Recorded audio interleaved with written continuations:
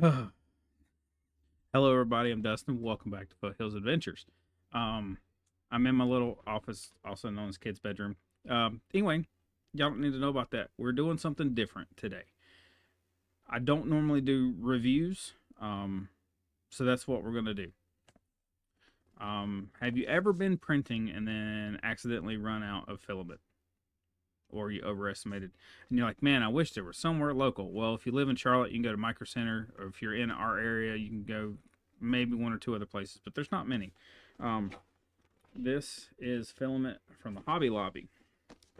This is like the only roll they had, so don't judge me. I think the wife paid $20 for this, 21. And I think the regular filament is 17. But this one I want to test. I know it's hard to see, probably can't really tell, but this is marble. There we go. Maybe you can read that. Marble PLA. And I thought to myself, I said self, if you're gonna do a marble PLA, it needs to be like you need a statue, right? And I know I showed you guys last week a little bit, but let's get in here into my Creality scan software.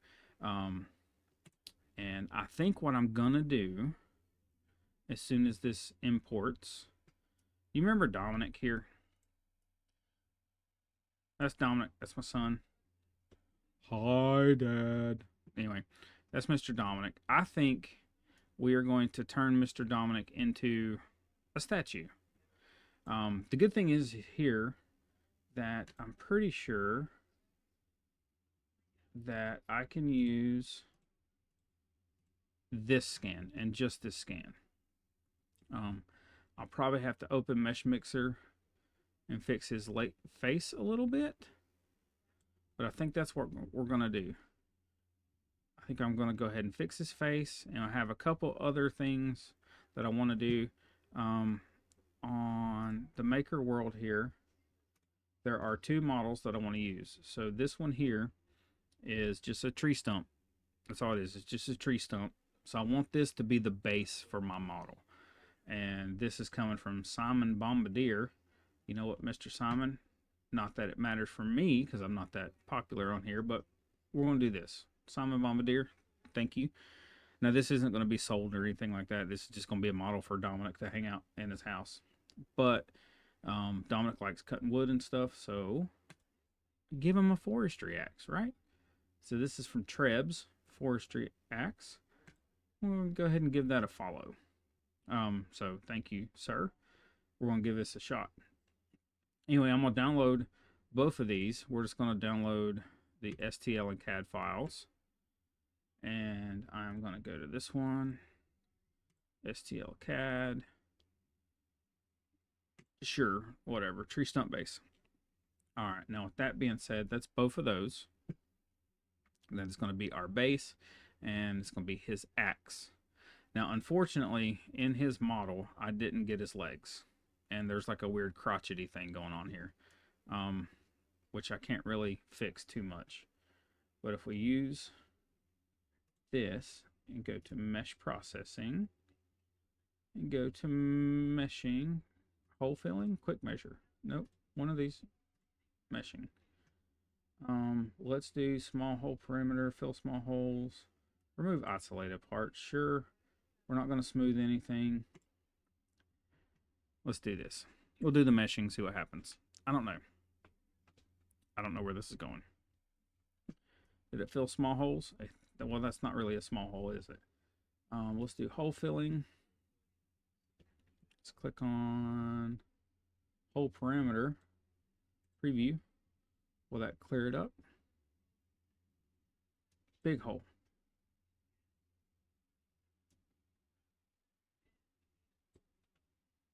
I don't know. I wish I could clean up this stuff, and I might be able to, but this is more or less, it's going to be a test of, well, it really doesn't matter, because I'm gonna probably have to cut it right here under his crotch anyway for the model, which is fine. Okay, we're going to export this model. We're going to name it Dom, and Dom Stump. Dom Stump. STL mesh. Okay. Now, there's another program we use called Mesh Mixer. I can close this. We'll open up our Mesh Mixer here, and we're going to import DOM stump. Makes perfect sense, right? Let's let it think about the mesh. And it never really moves stuff, so it's automatically telling me that there's a big freaking hole right there. But Mesh Mixer has a couple different tools that you can use. So like, now if I would have done better, I should have done better on his head right here. Right, you see the lines where he looks like he got mauled by a bear. It looks like he's got like a big wart on the back of his neck there. Sorry, son, I'm not trying to look at your ass. And then this hole here. But there's tons of tools in this thing. Like if we go to edit and we can say close cracks, that didn't do anything. We don't need that stuff, but we can sculpt. And let's start with a flatten brush. Or let's do smooth. Turn the strength down a little bit, turn the size down a little bit. What this is going to do, if there's like, since we're not going to be using this, so if we get on the point of attack for like this little nubbin down here, if we go right here, oh, you see how it kind of shrunk it and smoothed it down? That's what we want, right? Now it's not, you're going to lose detail in it, unfortunately, but we can bring it down again.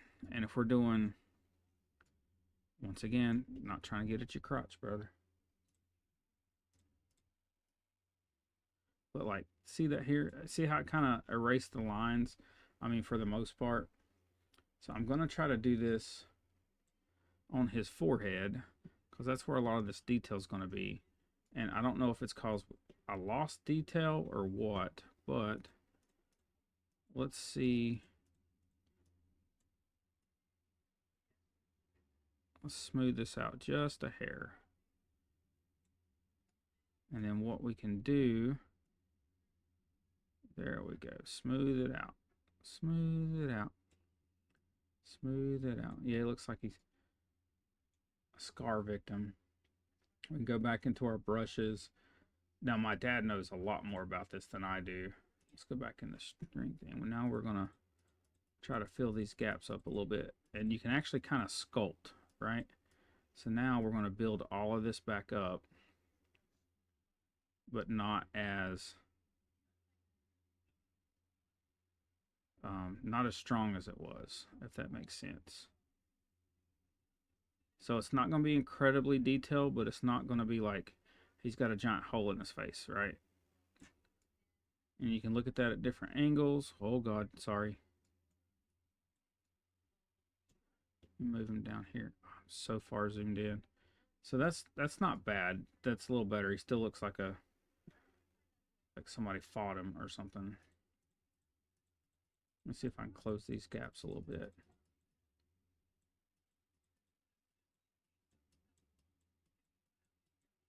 There we go.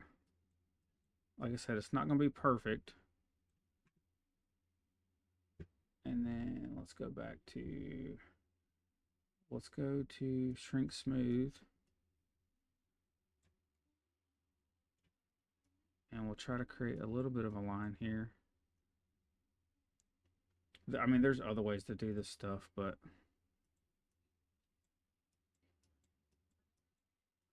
there we go. And then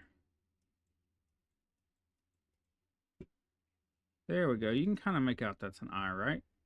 Looks a little better. Anyway, it's better than it was. It's not going to be an incredibly tall model. So it's not going to be absolutely perfect. Let's go back in here. Let's see if we can fix his forehead, because he's got a real big, like, who's the character? Harry Potter zigzaggy lightning bolt thingy. Let's go with bubble smooth first and see. There we go. We'll kind of bubble up the rest of it so that it kind of matches. There we go. And then we can go to flatten a little bit. So it really is kind of like playing with Play-Doh. Um, and I wish I could use the other scan, but it really messed up. Oh, let's take care of his neck wart here. There we go, buddy. No more neck warts. Okay. Alright, so what I'm probably going to do, I'm not going to mess with all of this and the detail in his butt and legs, because I am going to have to bring in some other meshes, especially like look at how the fingers kind of turned out. They turned out horrible. But I was sorry, you're looking straight into his crotch. Um, I didn't really get a good job of doing that, so it's kind of iffy. So let's do a edit, and we're going to do a plane cut. And then now we can, this always gets me how this stuff is dragged. So that is a keep. Let's turn it. Let's try to get it. Well, I don't know. Let's see what happens if I drag it down there.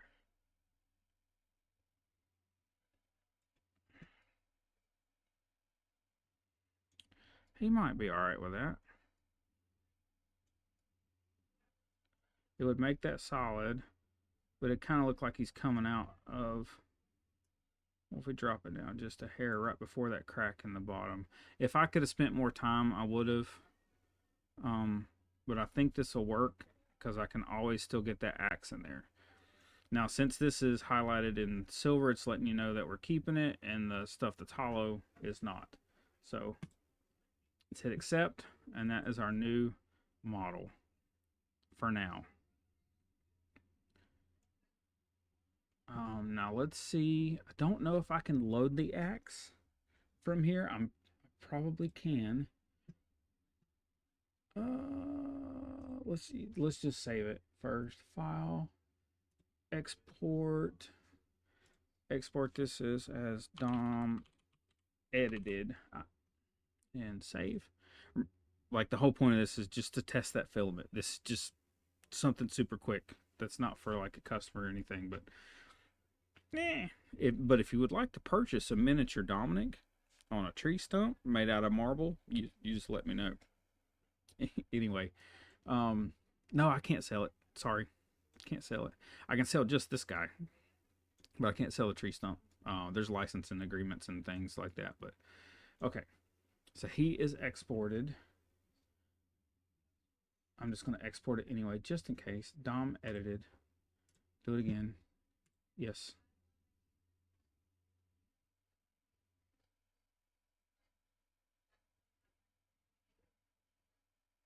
Come on, computer. Okay. Now, we should be able to jump into Bamboo Studio. I wonder if I can do it in Bamboo Studio. I don't know. I might have to do it here. I don't know. Let's see. Create new project. I'm gonna be printing this on the P1S. Now I will go through the settings on the filament because we're gonna have to try it. Right? It's not something that we've done before. This filament is brand new to me. From the reviews I've read, it's hit or miss. It could be good. It could be bad. It could be total crap. I don't really know. Okay. Harder than it looks. I had to do it in Bamboo. But right now, I mean, this thing's obviously huge, and because when he did the original model, it's scaled for like full blown, everything. So we're gonna scale this down a little bit, and I don't know how well it's gonna print, right? But we're gonna try to print it like this. And I'm gonna do, get out of here. Get out of here. I'm gonna take this, and then we are going to merge these and say this is all one part, but then we're going to come back over here, right? And we're going to collect this, and we're going to move them, right? And move them up. And then We're going to rotate them. Let's do rotate them to the back to try to match his hand grip. And we can also move it over. And we're going to have to rotate a little bit. Oh, shit. I mean, shoot. This. Move, bring it down. Now, I can't really tell where we're at. It looks like it's kind of in his hand, which is good.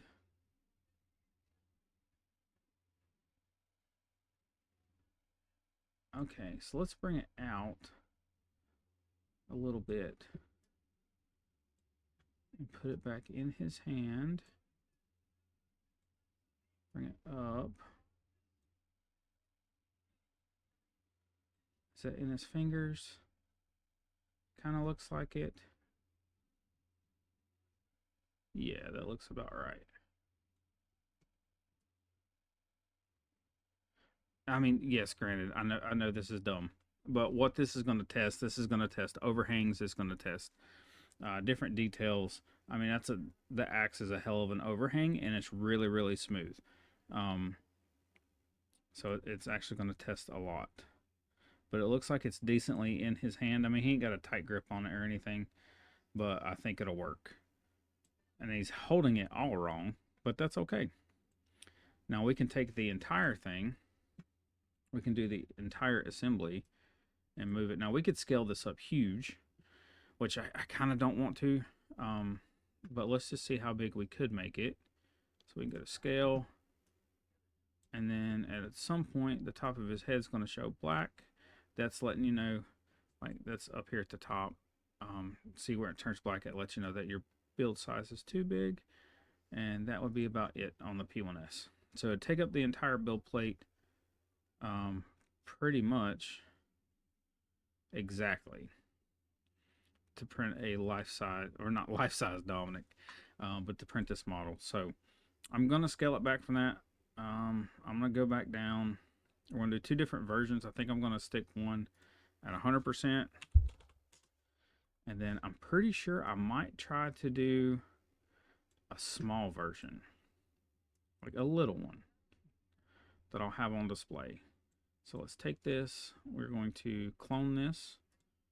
So I'll make an exact copy, bring it out here, and we are going to scale it down to Tiny Dominic. Right? Tiny Dominic. At about 50% is probably good. Now it's going to be much harder to get this one, but this will be a very good test for this this different PLA. Let me grab the PLA, because each one is different, and there should be directions on this as to what. So diameter 1.75, temperature range 200 to 220, which is normal generic PLA. So I guess I'm just going to leave it on. It doesn't say anything about speeds and feeds and anything like that. So to get detail, I should use 0.16.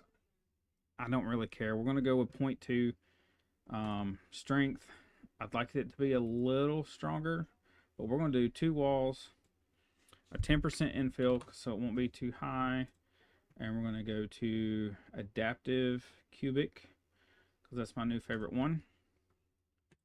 This is for all of them though. Adaptive cubic, 10% infill, and then we're going to go speed is fine. Like I said, I don't know, but we're going to enable supports.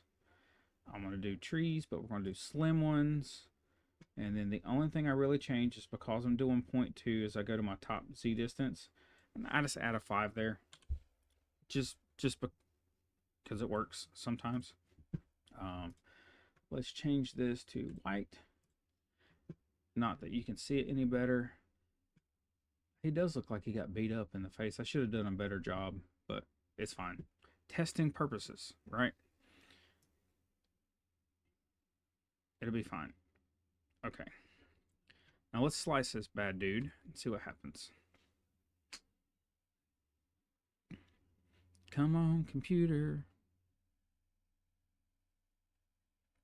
It's thinking. the small one I'm gonna give to Melinda. I'm like, happy birthday. Conflicts a G-code path. That's why we do this. Oh, it's because it's touching down here. That's fine. We'll just go back to repair. Drag him up the build plate a little more.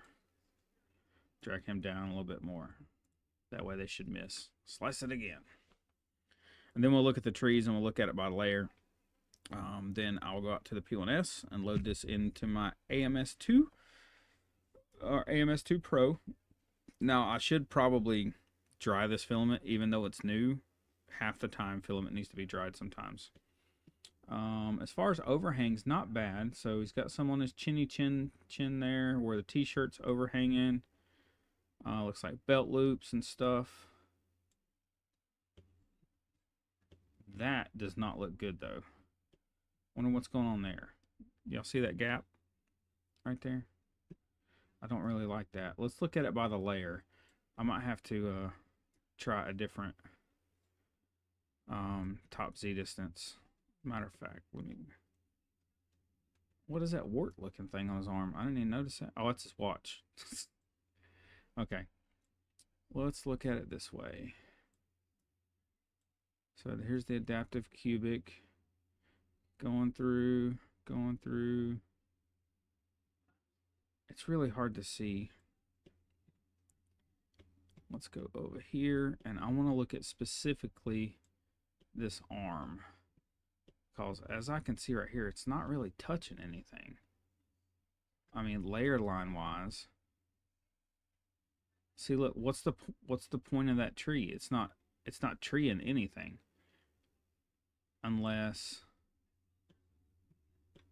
the tree is going to the hip. And then look, it's like skipping. And then it just jumps out to the side by a layer. I don't like that. That's usually like a point of failure because it's going to try to put something there, but there's nothing there. So that's just going to create like a little wisp on the side that it's going to try to build the rest of his arm off of. And I don't like that. So let's do something different. I'm going to go to select this model, support painting on overhangs only. Let's turn them up like this. And let's do, I know it's overkill. We're going to paint this whole thing and see if that helps at all. He should have some on his chin as well. Okay. Let's go back, slice it again and see what happens. It's weird little things you got to look for in a slicer because it's different, you know. Now, granted, this is going to be overkill for that. That's way too much support, and it's probably going to be a pain in the tuchus to break off of there. Let's look at his other shoulder. I should have already looked at that, but that side actually looks decent. Yes, that looks decent. Everything's connected up there at the top. Right up in here's where I'm looking. Okay. I guess there ain't nothing but to do it. And I will go get this lined up. I don't know if I have a camera to do the time lapse or not. But maybe if I do, well, the P1S has a time lapse camera in it. I mean, it's not great. Let's be honest, it's actually kind of shitty. But I'm going to go load up the filament. The next thing you'll see is the time lapse. This is going to take 8 hours to print. It's super duper cold outside. So I don't know how well this is going to work, but you know what? Screw it. Let's try it anyway. See you in a minute.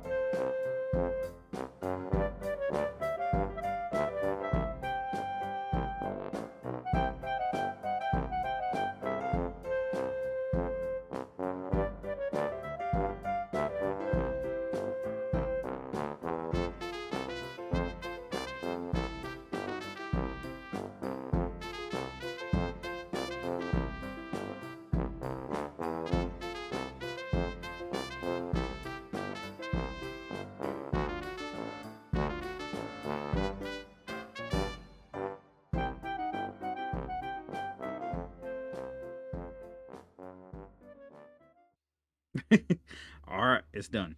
So remember, the whole purpose of this entire thing was to review the Marble PLA filament from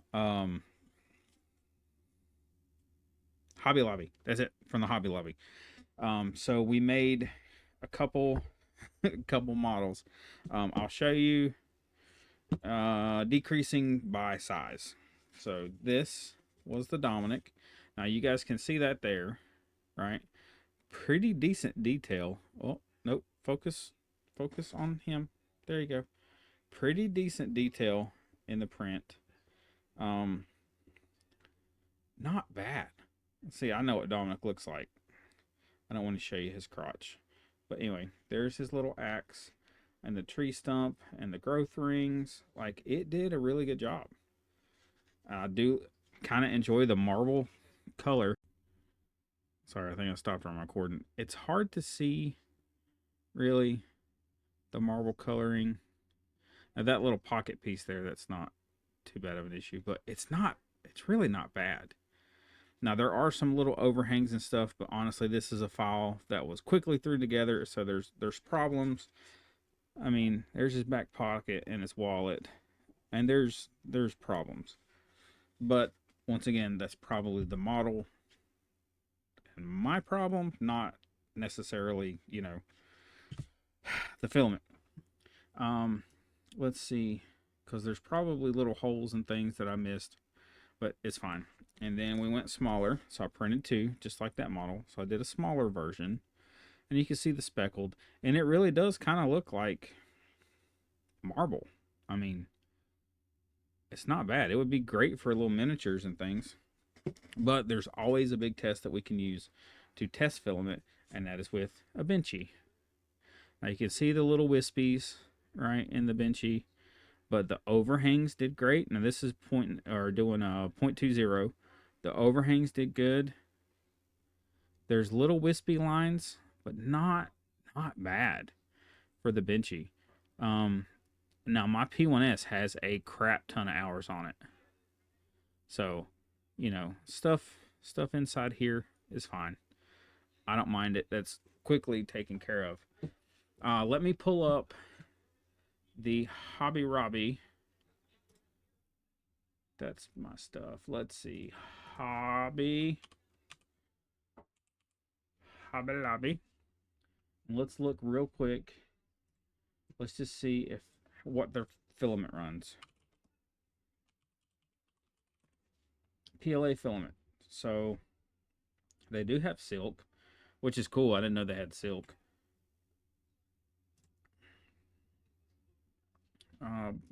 All kinds of different colors: black, white, orange, wood, blue. All these are running 14, 15 bucks. Okay, so there's the marble. It's more expensive. The wood's more expensive.